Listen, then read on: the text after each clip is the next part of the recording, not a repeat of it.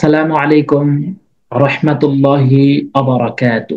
ইসলাম প্রিয় দিনদার ভাই বোনেরা, আজকে আমি শবে বরাত সম্পর্কে কিছু গুরুত্বপূর্ণ আলোচনা করার চেষ্টা করব ইনশাআল্লাহ। শবে বরাত লাইলাতুল বারাত ইসলামিক বরকতময় রাতগুলোর মধ্যে একটি। এ রাতে আল্লাহ তাআলা বান্দাদের জন্য রহমতের দরজা খুলে দেন,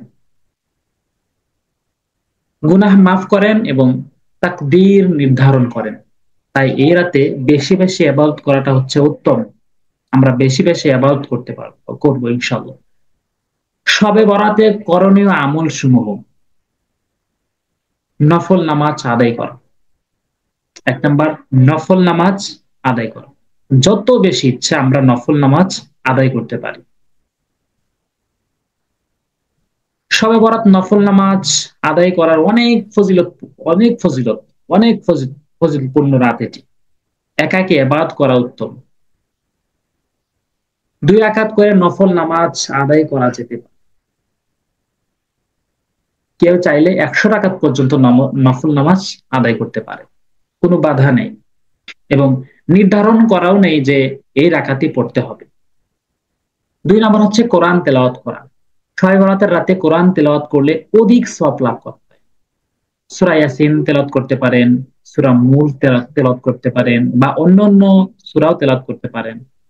3 নাম্বার হচ্ছে দোয়া ও ইস্তেগফার করা। গুনাহ মাফের জন্য আল্লাহর কাছে তওবা করা, আস্তাগফিরুল্লাহ বারবার পাঠ করা, ব্যক্তিগত বা উম্মতের জন্য দোয়া করা। 4 নাম্বার হচ্ছে জিকির ও তাসবিহ পাঠ করা, বেশি বেশি সুবহানাল্লাহ, আলহামদুলিল্লাহ, আল্লাহু আকবার বলা, দরুদ শরীফ পড়া, লা ইলাহা ইল্লাল্লাহ পড়া। 5 নাম্বার হচ্ছে কবর জিয়ারত করা। শবে বরাতে কবর জিয়ারত করার সুন্নত রয়েছে। মৃত আত্মীয় স্বজনদের জন্য দোয়া করা উত্তম। 6 নাম্বার যে বিষয়টি, সাদকা ও দান করা। গরিব দুঃখীদের দান করা খুব সওয়াবের কাজ। এটা ফকির মিসকিনকে খাবার ও অর্থ সহায়তা করা যেতে পারে, এটা অবশ্যই আমরা করব। এখানে করতেই যে হবে এরকম না, করতেও পারেন নাও পারেন। এই রাত্রে নির্দিষ্ট কোনো আমল নাই, তবে আমরা এখানে অনেক আমলই করতে পারি।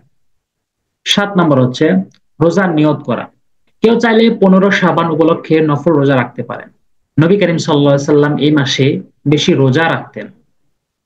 যেসব কাজ পরিহার করা উচিত: শবে বরাত উপলক্ষে কোনো বেদাত বা ভিত্তিহীন কাজ করা উচিত নয়।